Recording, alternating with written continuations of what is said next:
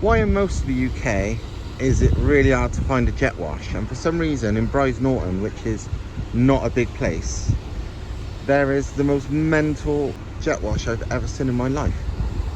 Like 6 bays, plus a couple of car washes. And it's a poxy little town. There's an RAF base here, but there's still not that many people. What the hell? Cool though. Currently at the workshop, and I'm meant to be doing work, but as usual we've got distracted. We was talking about the problems with Thomas's car. It's all minor stuff, but he likes to make it bigger problems than it is. The only big problem is there's something wrong with the oil return where it just smokes sometimes. But now he's improved it, right, making any real changes, just adjusted the piping. So now I'm going to start that and see if it still smokes. I reckon this will probably fix it, and so does he.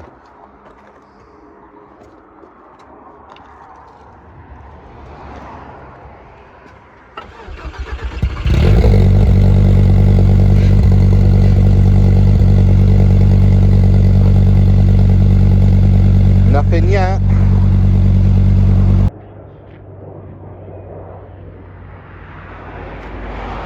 I missed that. That looked really good as it come across there.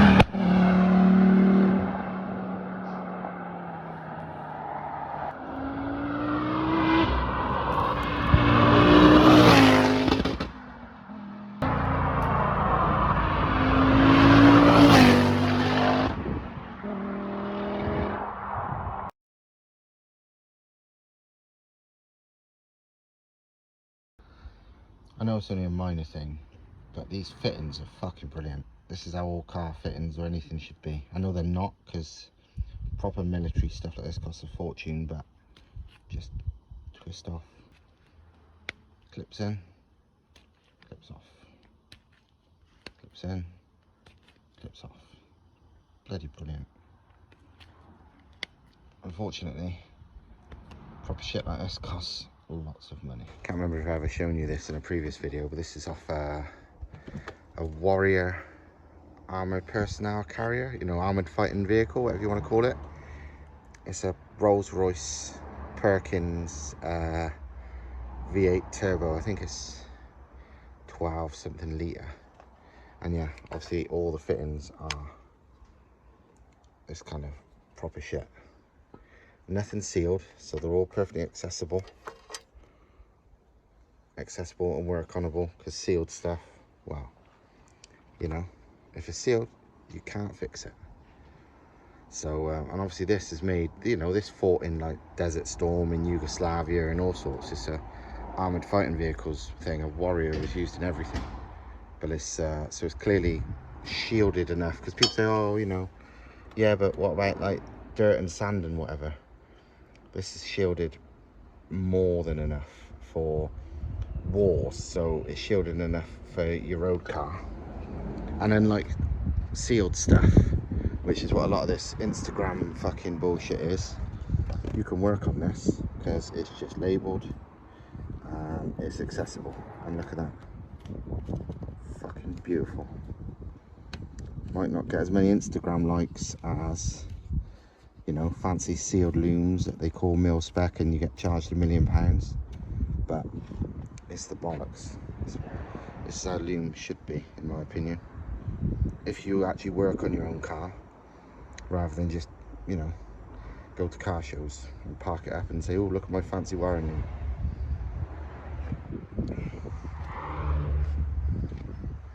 That's the turbo. It's quite big.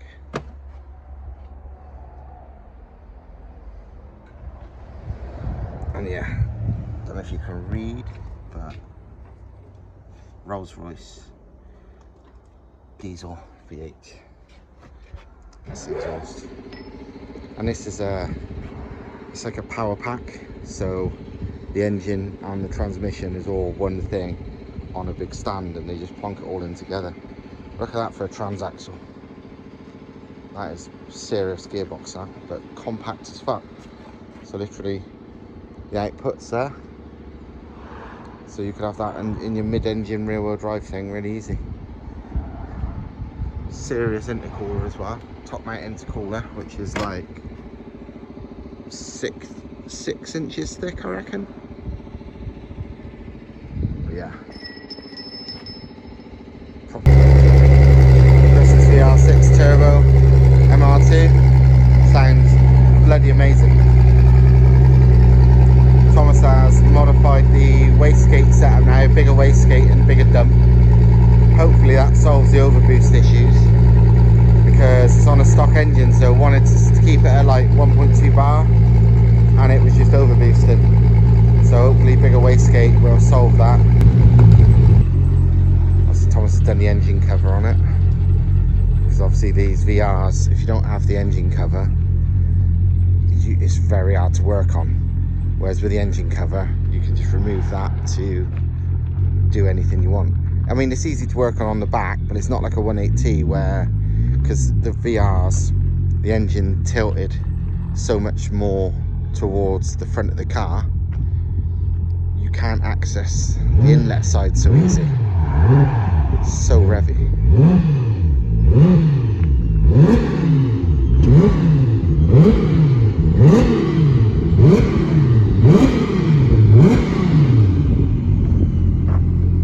Near the turbo's falling down.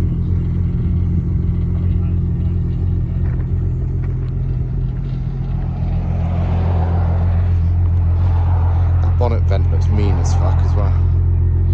It needs that to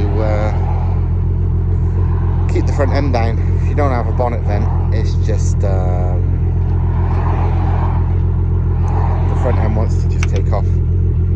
I've asked Thomas to drive it because A, I want to film it, and B, I want to see his opinion versus the 5, because he's on about going 6 on his, so I want to see the difference. I think the big difference on this personally will be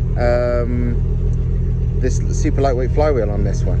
I think that's why it's going to feel different, but I don't know. From static it does. Static it revs like a motorbike. Running, I don't know yet, but I would like to see Thomas's opinion. He might be sold immediately. I got a feeling he might be, but we'll see.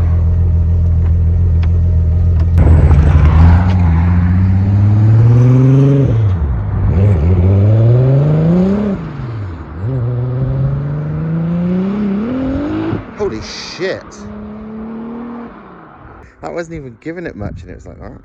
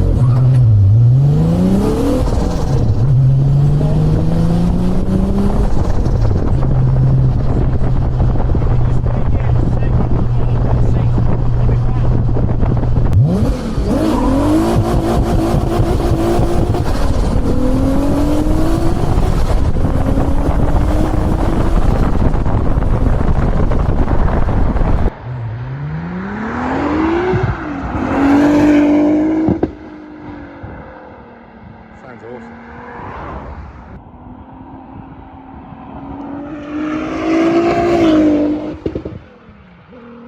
Fuck me, that's fast. That looks way faster than Thomas's car.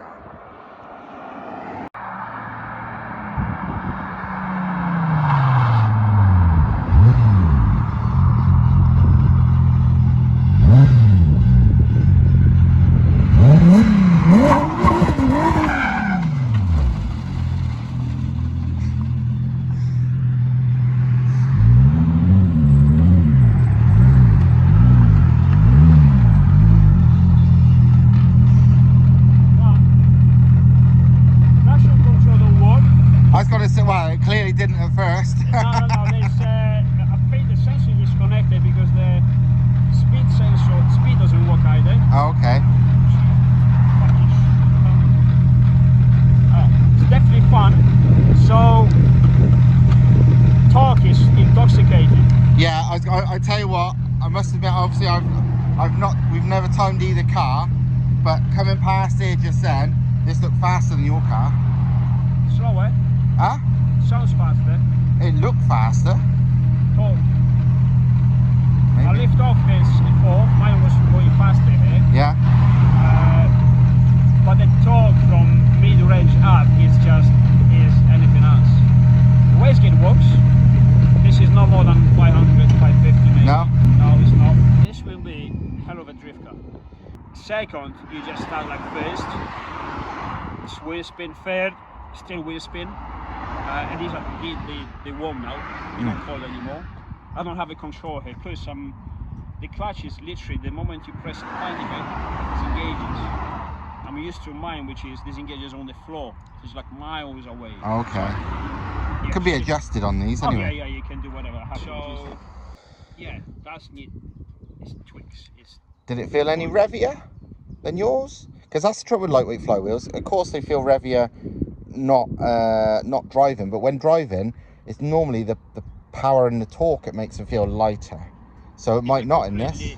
It's a completely different feel now. Yeah. It's a completely different feel. The after driving, this feels more. I don't know. It feels more like yours. Yeah, I'm surprised. I thought it'd be No, further it's over. It's Okay. more like yours. So mine is lazy. Mine's after 4.5, 5 explodes. Yeah. And then it ends at 7. This just it fucking pulls, and when the explosion comes more progressively. Yeah. Because obviously more torque, Very low PVTs, boost as well. and all the stuff. Mine should be similar, but it's not because it's not finished. So the power curve is, I don't even know where, but it's massive, even now. Well, it is 3.2 litres. That's the thing we get. It's nearly a litre bigger than your car. 3.2. Yeah. Huh? It doesn't feel like 3.2. In what way, revier? Yeah, it's just very, very lively. You have to try it. Yeah. It's lively. It's tell you something. You trace 2-3 gears. You got to be careful. Yeah. You got to be careful. That's the big difference between my car and this. My car, it's like it's got just about the right amount of torque that you can use, but not too much. With mine, 305s, not because I'm running with no traction. Yeah. So I got all the power. No way it can skid like this these days, even on the cold times. Yeah. So a little bit because of the torque, a little bit of the more tire maybe. God knows. A lot of it's got to be the torque. I mean, it's 3.2 litres. It's almost twice as big as mine, nearly a litre bigger than yours. So compared, yours and mine, use more. Well, actually, no, mine feels more like no, yours too. Track lights. This feels like 101% previous car. Yeah. You lose your license within a couple of hours. Traction control on this thing has to be. Yeah. Otherwise, you really have to, be careful on the first 2-3 gears without the map actually being sorted. Yeah, no. Once we sorted the map, you have to be careful. You feel very careful. Yeah. However, for some reason, this is I've seen on mine unintentionally. I've seen on this unintentionally. There's probably only a few cars that drove that is so intuitive and corrected. If the back end goes, they just want to correct on their own. Yeah. Everyone says they snap over, steal the stuff. Honestly. That basically means you can't drive. You couldn't. No. If you can't correct one of these, you probably can't correct anything. Honestly, it's. I think these they would do fantastic as a drift car. Not in the competition because you're going much quicker in the corner than others. So you're gonna be very difficult to follow someone. But fun? Jesus. I always fancied building a drift one. Yeah, we should. I mean, you have to try it. You're gonna change your mind about the VR6, I think. Yeah. It's not finished, so we need more RPMs. Because it revs so nice. He just wants to rev. He's just happy to go up. I don't know. Well, yeah, there's a lot more in it once it's mapped. They literally, like, all he's got it set at the moment just so we can check if the map's okay. And just leave it too long. Second, yeah, drop the clutch, put your power, throttle down, spin the wheels and it goes. And it's very, very controllable. Very nice. No, it's good. It's good. Yeah. Very. The data log says all is good. Maximum boost was 1.2 bar. So that's fine to be mapped now. All good. And yeah, Thomas said this is just like the ultimate hooligans car. Going by the mass airflow, it's making about 450 at the moment, but I mean, you've seen the video, it looks a lot more because it's probably still making like £500 foot. Going by the amazing colours, it's safe to say the wastegate's actually flowing. So yeah, all good. And also the fact the traction control wasn't working was because that was unplugged, the ABS sensor. But yeah, good news. Drives amazing. Low boost but very fast. But low boost is what you want. And yeah. But yeah, there's a lot to be said for this, because it would probably make as much power or more than mine on a stock engine with just a decomp plate. So this would do, realistically as it is, a 1.2 bar, this should do 200 mile an hour in the standing mile. Yeah, it's basically an 800 pound standard engine with a decompression plate fitted. Nothing special at all. And a turbo, and a fairly small turbo that spools up out of nothing. So it's like a super torquey, ridiculous hooligan car when you want it to be, or a 200 mile an hour in the mile, a 10-second quarter mile. It literally does everything very basically. And yeah, it's not as simple to fit as a 1.8T, of course, because it takes up more room. Obviously you need to do that, but there's a lot to be said for something. Yeah, it's clean, it fits, and so little low maintenance because there's nothing to it. It's just it's a low boost 3.2. But the beauty is, while this might be, it'd be fast in a Golf, in one of these it's a hypercar. It's not fast, it's a bloody hypercar. And that's why we do this stuff, because any of our engines, yeah, it would make a fast car in the normal vehicle, but in one of these it's an absolute rocket ship. And that is the big difference. I've always said it, but I would love a super torquey hooligan car version, one of these. Unfortunately I'm not in any kind of situation where I can afford two cars at the moment. I know how much you like the 4 cylinders and yours, but yeah, I know. I'll probably think the same, because I know what I like. This is the stupid thing. Because of my job, well, I've owned fucking stupid, hundreds of crazy modified cars over the years, but also working for car magazines over the years, I've driven everything basically. So I know very much what I like, and I've done drift days and track days and sprint days and road days and drag racing, and I'm not one of those people that, I think I might like this. I kind of know what I like, and I've not even driven this yet, but from what Thomas has explained, because obviously he's somebody I trust his, he's got a lot of experience driving and riding very, very fast stuff very capably. The way he can explain stuff tells me that I would very much like this. I'm not going to drive it today because I ain't got time, because I've got to go in a minute and it's not sorted yet. But I got a feeling when I drive this, I'm gonna want to do this. What I'd probably want to do? Either almost the same. I don't know what the power band is on this. Thomas reckons this is probably fine, but this size turbo, slightly smaller, or even a supercharger on a 3.2 or 3.6 in a dream world, but I can't afford that. 3.2 would be fine. Put it this way. Let me interview for a second. Put it this way. I think I know what you expect from the car, what you want from the car. Yeah, and this is it. And I think this will give you all in one chassis. Yeah, I know. That's what I'm thinking. I know. Like not 5 of them. Yeah. One. This Yeah. is the 5 of what you want from the car. It will be compressed Yeah. in one chassis. Exactly. I honestly, I can take this for not even finished as it is. Yeah. I can take it for drifting. I can take it on a track day. I can do the quarter of a mile, 200 miles an hour, standing mile, rolling mile, whatever you want to do. Road. I can take my missus for a nice drive around the Welsh terrains and all that stuff. Just smooth and nice. It sounds just absolutely beautiful.